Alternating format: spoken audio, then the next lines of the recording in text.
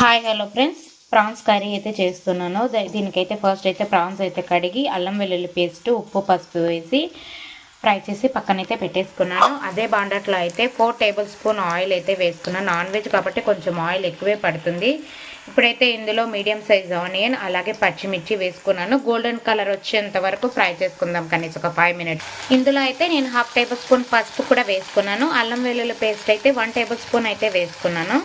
1.5 table spoon కారం, 1 table spoon ధనియాల పొడి అయితే వేసుకున్నాను. టేస్ట్కి తగినంత ఉప్పు వేసుకున్నాను. అలాగే టమోటాలు అయితే ఒక 2 వేసుకున్నాను. వాటర్ 1/2 గ్లాస్ అయితే వాటర్ అయితే వేసుకున్నాను. 25 మినిట్స్ మనం బాయిల్ చేసుకుందాము. ఇందులో అయితే కొబ్బరి అయితే 1 టేబుల్ స్పూన్ అయితే వేసుకున్నాను. కొంచెం గసగసాలు అలాగే జీడిపప్పు అయితే వేసుకున్నాను. ఇది మెత్తగా మనము కచ్చాపచ్చగా కాకుండా మెత్తగా కొంచెము దంచుకుందాం. నేనైతే థిక్నెస్ కోసం ఇందాక మీకు పౌడర్ చూపించాను కదా, అది కూడా వేసేసుకున్నాను. వేసుకున్న తర్వాత 20 to 25 మినిట్స్ మనం బాయిల్ చేసుకుందాము. ఆయిల్ అనేది సెపరేట్ అవ్వాలి, పైకి తేలుతుంది. ఇది కూడా అయిపోయింది ఫ్రెండ్స్. ఫైనల్గా అయితే కొత్తిమీర వేసేసుకున్నాను. వీడియో నచ్చితే అలాగే లైక్ చేయండి. Prawns masala curry